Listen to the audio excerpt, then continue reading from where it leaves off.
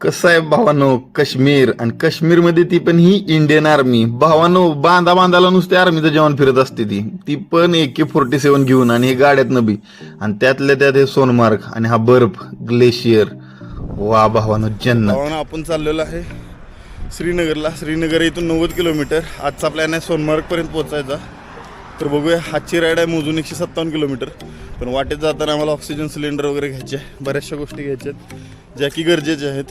जसं की आत्ताच थोडा श्वास घ्या. तर भावांनो, पहाटे 10:30ला उठून मी माझी बाईक लोड केली माझ्या बॅगनी.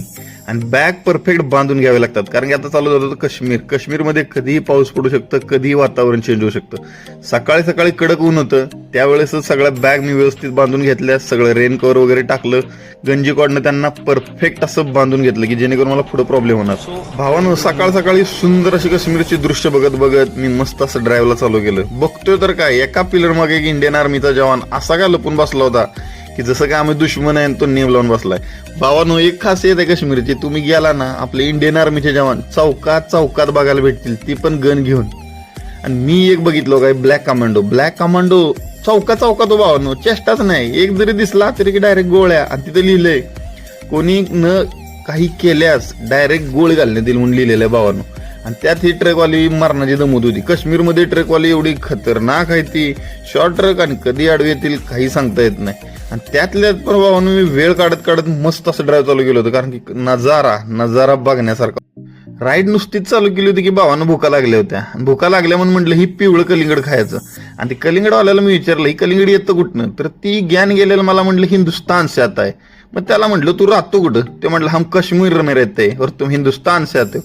म्हटलं अरे ज्ञान गेलेल्या येड्या टिंबच्या, इथं आमचं जवान तुमच्या रक्षणासाठी तिथं जिंदगीभर झगडत बसते ती, आणि तू म्हणतो इथं हिंदुस्तान आणि पाकिस्तान. म्हटलं राहतो हिंदुस्थानात आणि म्हणतोय काश्मीरचं. जाऊन दे, खातो कलिंगड निघतो म्हटलं इथनं. भावानं, नुसतंच काश्मीरमध्ये एंटर केलं होतं की माझ्या गाडीला होता झेंडा आणि माझ्या गाडीवर आली ती गार, का तर गाडीला होता झेंडा.